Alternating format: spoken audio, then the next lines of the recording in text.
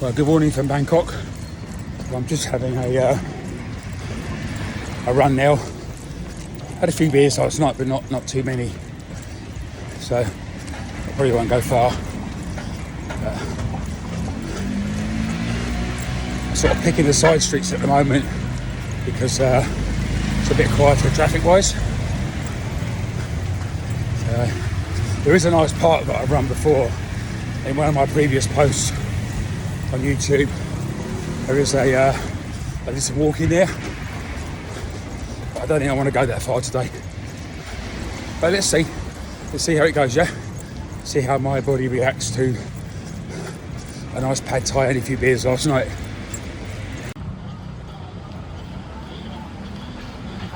Fairly quiet down here. I've never been down here before. There's nothing here, so why would I?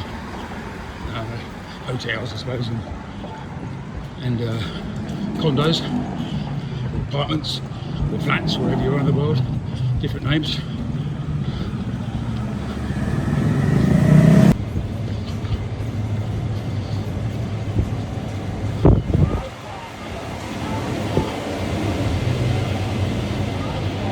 It's not too hot at the moment.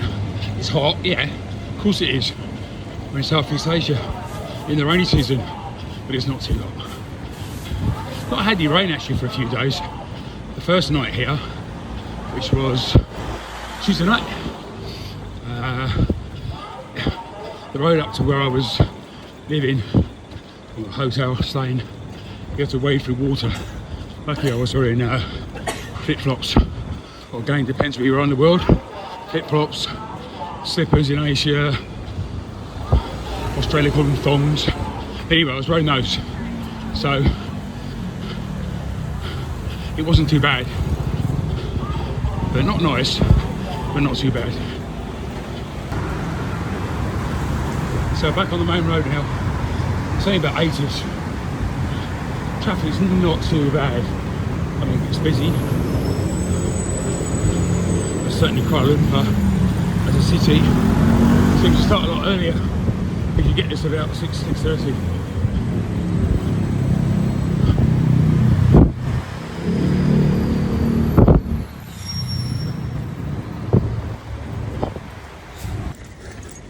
So this is another back street which is near a hotel I stayed at before. If I remember rightly, that you can get to sort of the party area, which was great. So this feels harder than the marathon last week at the moment. But I don't normally have a pad thai and a few beers the night before a marathon, so maybe that's why, yeah. So I walked past this lake before, but I never actually got around to going around it or walking around it. So I think by that point I'd already done quite a lot, so I was tired. But beautiful, eh?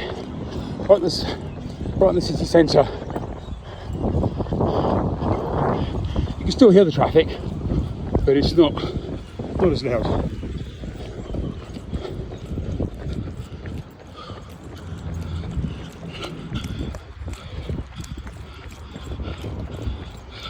I don't know if you can see that monitor lizard there. Slide down a bit.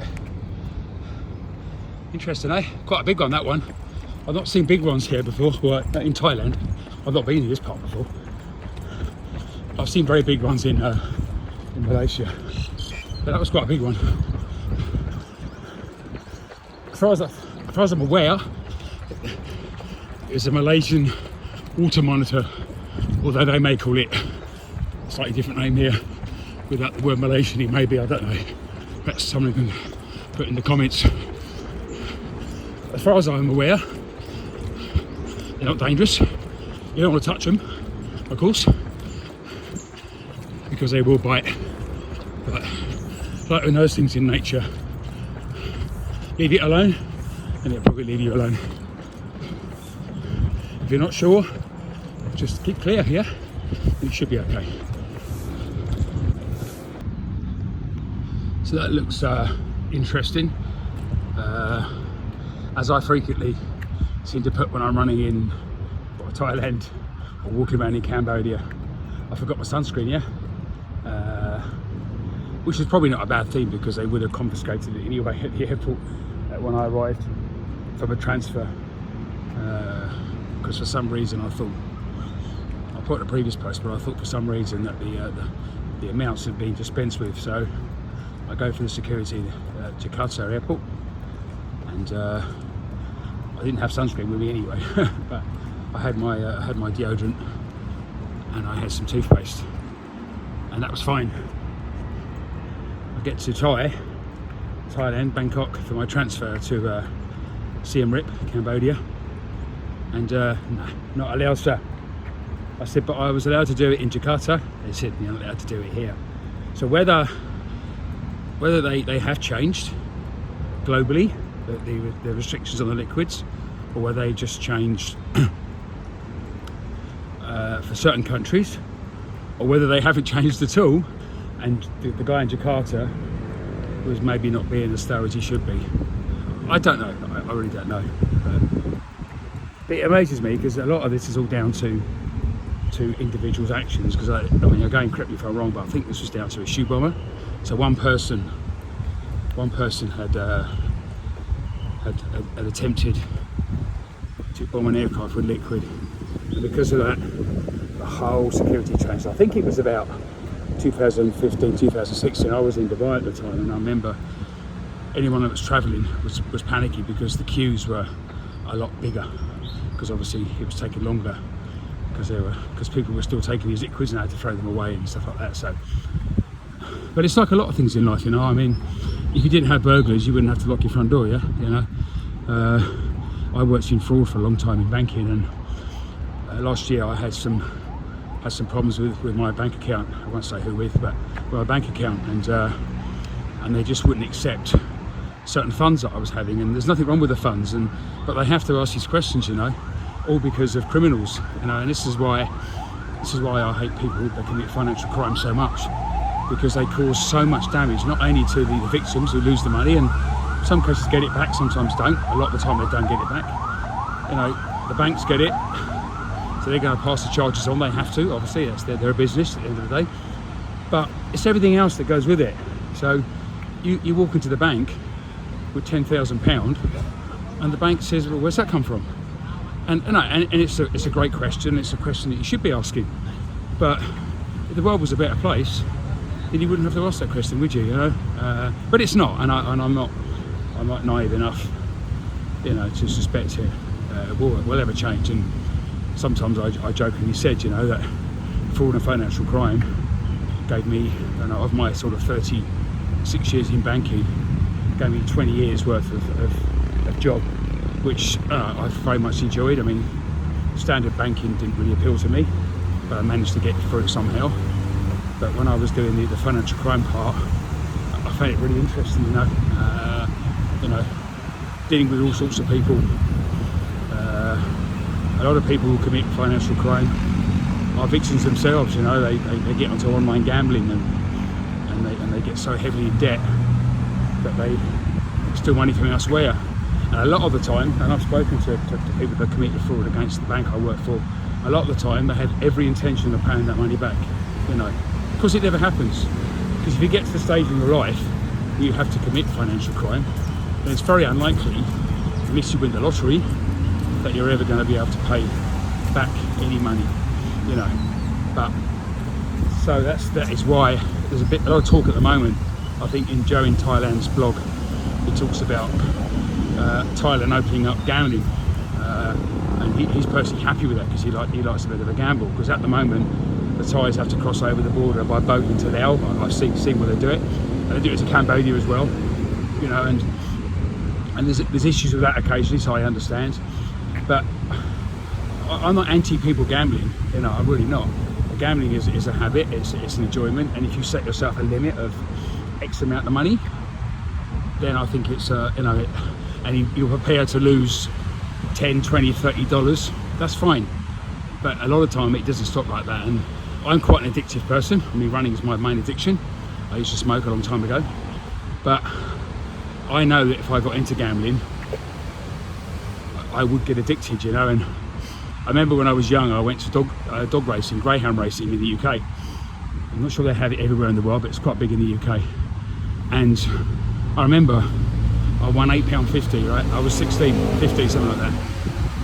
I won £8.50, which was quite a lot of money in those days, and quite a lot of money for a 15, 16-year-old. And my mum was pleased with me, but slightly worried that I might get the bug. Then I went horse racing a few weeks later, and I lost. And she said to me afterwards, I was happy you lost, because if you'd won that time, then you would have thought, hey, this is okay, you know. And I think my son has the on gamble, maybe, you know, and it's fine as long as you know where your limits are. But I've just seen a few cases in the bank, you know, where one case where I forget, it was a man and woman worked for the bank. One of them worked for the bank, but the husband and wife got so much into gambling that in the end they ended up killing themselves, you know, and hanging from a bridge in London. And I remember the actual investigator who was involved in it. It wasn't me. You know, that they were so upset, you know. I mean, they felt a bit guilty. It wasn't their fault. Of course it wasn't their fault, but you know, so that's gambling or any sort of addiction like that can have so many different victims at the end, you know. So yeah, anyway, that's my bit.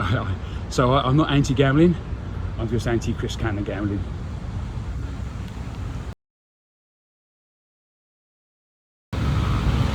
So I spent many years fishing, you know, in the UK, and I think one of the things I miss the most, obviously apart from my family, is the freshwater fishing I used to do. And we never killed anything, it went straight back in the lake. You know, there's arguments against that and for that, but you know, I'm not going to get into that. But most fishermen that I know, and certainly myself, we would take care of the fish that we caught and do our best. But yes, we still stuck a hook in it, you know. But most of them are perfectly okay and survive. But because of that, I mean, I don't fish much at the moment. I fished in Malaysia a few times, but literally failed every time I went. I picked up a very hard lake. That's what I'm saying anyway. But anyway, I can't walk past a piece of water without looking at it. And I always take Polaroids because it cuts through the glare. This water's a bit murky, but there's bubbles down here. I don't know if you can see them. You know, I'm not sure if you can see them on the camera. It's hard to tell when I'm doing the filming, but you know, a lot of fishermen will tell you, especially British fishermen, but I'm sure it's the same everywhere. You learn to read the water, you know. You can spot signs now. I don't know what fish are in here. There'd be catfish in here. Definitely, I'm not sure what sort of catfish. It's not stocked as a fishery as far as I'm aware, so they won't have the exotic species, but they might have mekong. Mekong is a native to Thailand. So is red tail. So catfish, they might have those in there. They're quite big. I think red tail is predator, but mekong certainly isn't. It just eats fruit and vegetarian stuff, a bit like me. There'll be snakehead in here, which is quite predatory fish. There might be rohu in here. Rohu is a type of carp for those that fish in the UK. They don't go as big as carp, but they go to probably maybe 10 kgs, 10 kilos, 20 pounds maybe. Probably a bit smaller. There'll be other species which I don't know about. There'll be tilapia, I guess. They seem to be everywhere in Asia. They seem to be the staple diet of a lot of people, especially Filipinos, I think. There'll be and there'll be other stuff. As I say, I don't know what. There might. Where I used to fish in Malaysia, sorry about that. Where I used to fish in Malaysia, they had pacu as well, but I don't think it'd be pacu. Pacu is native to the Amazon, and it's a form of piranha, although it's not. It's generally a vegetarian eater. A vegetable eater. If it was a vegetarian eater, it'd be eating me, yeah? Geez, there's more bubbles down there. So, and there'll be, as I say, there'll be other stuff in here.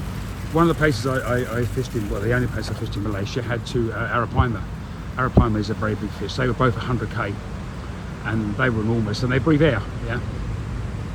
They shouldn't have been in there. The lake was too small and not clean enough apparently, and that's why they died. I think when I went there the time before last, I saw one, I think, and they always told me there was two in there. There used to be three. Right? Now there isn't any. You know they're there because they come up to breathe. Every now and then you see them come to the surface. They're not like dolphins. They can. I don't know how long they can last, but they can last a long time. But these were 100k fish, you know, enormous. But I don't know. I mean, Thailand has quite a few exotic fish in their big lakes here. The UK is quite strict about it, so is Australia, about stocking non-native fish, because they get into the river system. Like in the UK there's one called zander, which I've caught before, but a lot of lakes are not allowed to stock it. If they're anywhere near a river system, they can't stock it, because they get into the river system and they can literally wipe out the local population of other fish. Like, you might have heard of the signal crayfish, which is a crayfish basically, but from the States. Now, they have virtually wiped out the British crayfish because they're bigger, and they also carry a disease which kills the British crayfish, but not their own. And they've virtually wiped out British crayfish, you know. And Australia is very strict with it. If you catch a carp in Australia, and if you put it back after catching it, you know, I think it's $1,000 fine. Maybe it's more now. You know, very hard for English people, because English people are not used to killing carp. But so anyway, what I want to do now, I don't know if you can see this. There's a water monitor going across the lake out there. This, I think it's a water monitor. Can't think what else it could be. It's quite far out, so I can't really get to it. I'll walk around and see if I can see it on the side.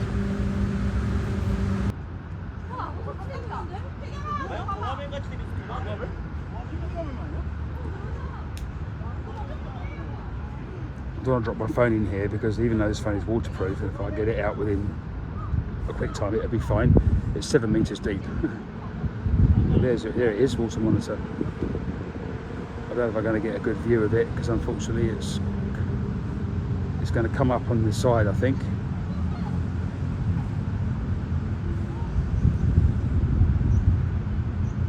So I'll try and I'll stay here. If I go closer, I might miss it, yeah?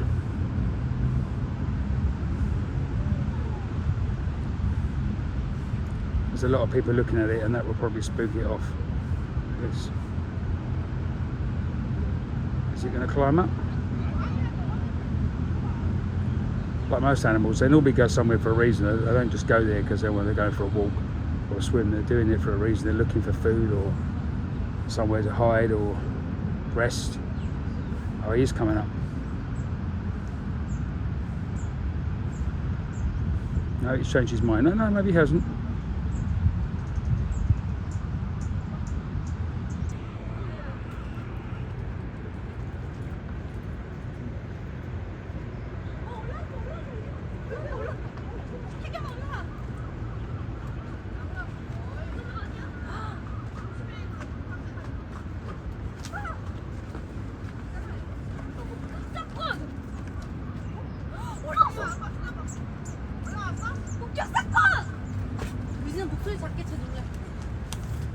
뭐야? 올라와봐. 이쪽으로 와. 낼름낼름거린다. 어디 올라왔어? 그 앞에 올라왔어. 엄마 머리 좀. 머리 좀. 어머. 야, 악어 종류인가 봐. 얘. 도마뱀. 근데 엄청 크네, 그죠? 뭐 저렇게 커? 왕도마뱀이에요, 그냥? 오, I think he's used to people, so. 수심 7m에서 안 떨어지고 수영한다. 쟤는 아주. 앞으로 나오면 위험한 거 아니야? 근데 여기로 올라가면 안 나오잖아요. Probably 3 foot long. 아니야, 우리 그때 코타키나바로 가게도 도마뱀 있는 데랑 갔는데 저쪽으로 가자. 있진 않았어. 어머머. Maybe longer with the tail.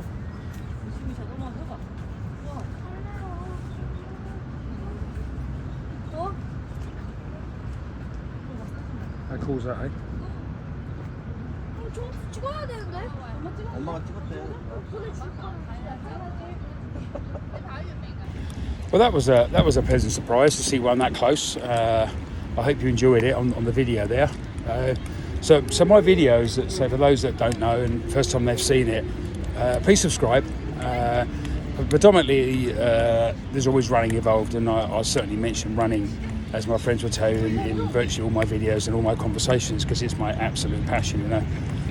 People tell me to stop running at my age or slow down, but I'll do that when I'm dead, yeah. All the time I'm alive, I'm going to live it. So I've been out for, this is the thing about running, I went out for a few beers last night with a mate of mine and had pad Thai. Not great preparation to go for a run. Means you have to go a little bit later. I've done 5k and that was tough, yeah. This morning, but I've done 5k. I've run through the centre of of Bangkok, through the side streets, through the busy road. So you know, I've seen a lot of different parts of Bangkok, which is great. And that's the thing about running. If you go on holiday or anywhere, you really get to know an area. So when I moved to Malaysia, I really got to know the area very well through my running. You know, and before I knew it, I sort of knew exactly where I was, having never lived there before. So it's a great thing to do. So, but I try and cover everything, and I know I covered a little bit about financial crime in this video, and fraud, and gambling, and you know, I just talk really. If it's interesting, please subscribe. You know, and if you don't like it, tell me. Yeah. But place, I remember seeing this before. This is like a dog park. Okay, it's a dog-friendly place. So many places people are not so friendly with dogs, but when they want to get rescued, then you know, dogs are there, you know. So it's a great place. I didn't come in here last time, but I might have a quick look. I'm not going to walk all the way around it, but it's a place to take your dog, yeah.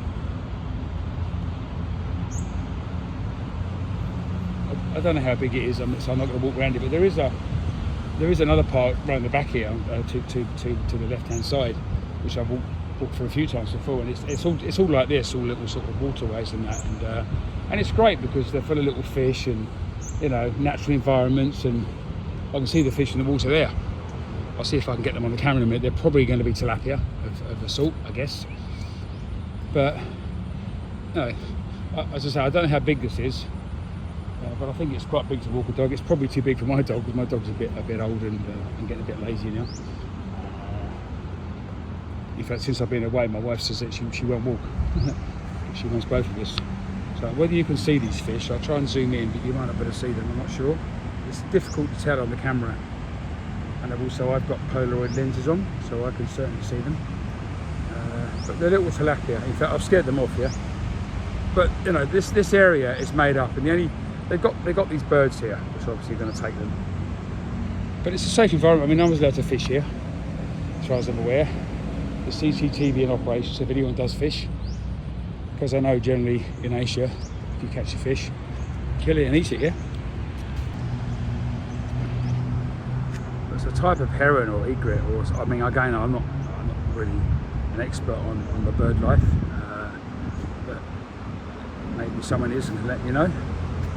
But it's beautiful, isn't it?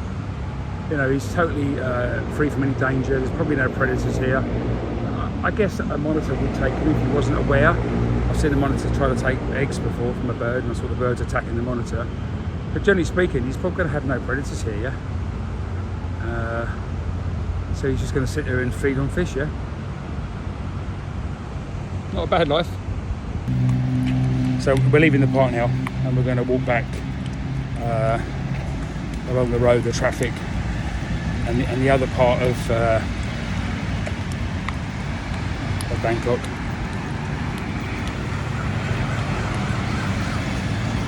To be honest, when you come to a city like Bangkok, and I found this very much in India. I lived in India during COVID times. When they opened up certain times of the day, you could go out and go shopping, and there was no one about, you know, and it was horrible. I mean, India is supposed to have people, you know, that's what it's about. You're supposed to see people everywhere, and any city's the same really.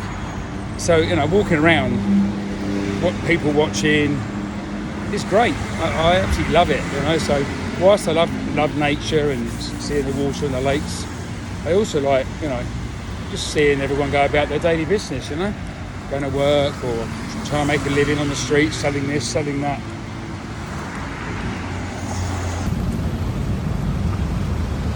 This really is a great city, though. I love it, and I've only been here my third time now, and I've probably spent, total just under 2 weeks here. I'm not even that. I think about 10, 11 days in total. But I got to know it quite well, mainly through the running, but a bit of walking as well. So I know roughly where I am, you know, all the time in the Seoul sort of Simpram area.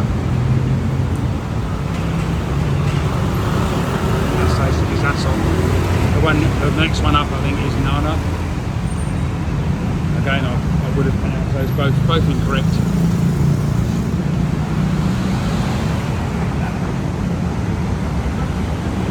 So my mate's going back today, so I'll be here. I'll just chill tonight. I'll have we go for a beer and a meal. I'll just sit at the bar and just people watch. You know, it's great. I love it. It's just good fun.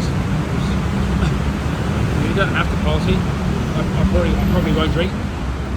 Maybe one, maybe two, but I know I'm not going to get drunk. I don't do that anymore.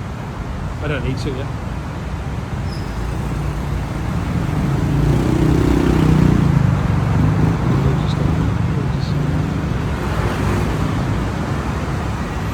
I thought that was a street dog, and when you see a street dog that's not skinny, it really makes my heart feel good, you know.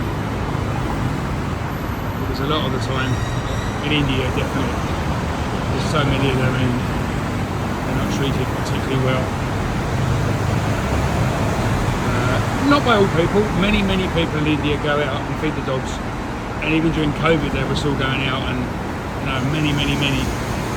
And I remember standing at the gates of a hotel that I was staying at during COVID for a while, and I had a snake in my house. And even I got rid of the snake, I didn't feel comfortable, so I moved out of the house about a month. It was a strange time for me. But anyway, so I was in this hotel, I was going for a walk at night. You weren't allowed out then. But I saw this woman out there feeding all the dogs, and you know, and that would have been her own money. And then of course we've got Mooney, our dog, and I'll try and do a video more on her later. But we got our dog called Mooney, and it took us a few days to rescue her. But she was from the street, and the woman that fed her, Thankful her name was, an old lady, you know.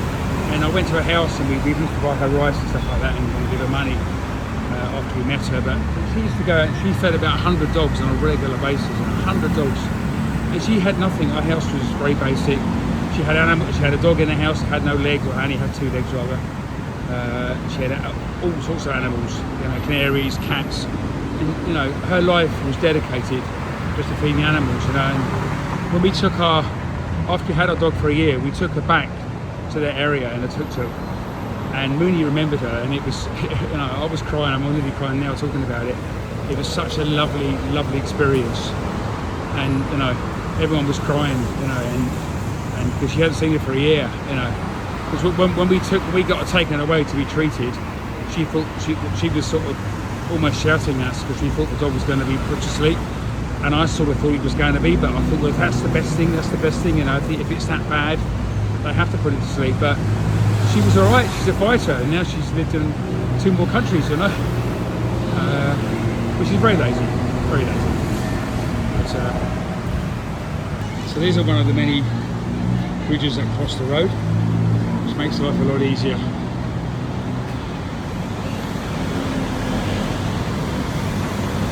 It's part of the railway station, and it goes to the SkyTrain, yeah. But it makes life a lot easier for people to get across. You can cross the road. It's a little bit dangerous, but the drivers here are quite. I think they're quite respectful, actually. You know, I don't have a problem with them, but.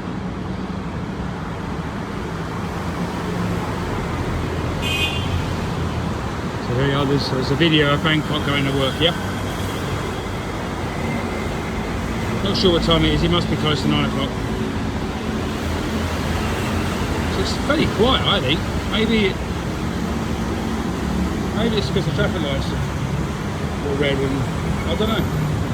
But when I want to go anywhere in a car in Bangkok, it seems busy. The other day I was going to go to a shop to buy something for my wife, and it was a sort of a toss up at the corner whether to walk there or go there by Grab. And the time, I think it was 1.5 pace, and the Grab time to get there, not the Grab time, but the time on the car on Google Maps was exactly the same time as it was for walking. So that shows what the traffic could be like at a long time. So every time you want to be somewhere, the traffic seems to be against me. I recommend, you know, wherever you are in the world, you know, whether you're on holiday or whether you're maybe if you're living there, it's a little bit different. But if you're certainly on holiday, and I mentioned this the other week in Cambodia, don't stick to the holiday parts. You know, it's a little bit difficult in Bangkok because Bangkok is very expat and Western. A lot of people about. But try and go off piste, as I said before, and see a little bit more of the local community. Morning, how are you? Oh, no, I'm okay. I walk for nothing, yeah? Have a good day, yeah? So yeah, try and go off the tourist bit if you can. But say it's a little bit difficult here. But even walking around, you know, Bangkok is a very diverse city. Asians from all around the world will be here, and Westerners, mainly Australians. I think every Western I've met has been Australian so far, but there's certainly a lot of other countries come here as well.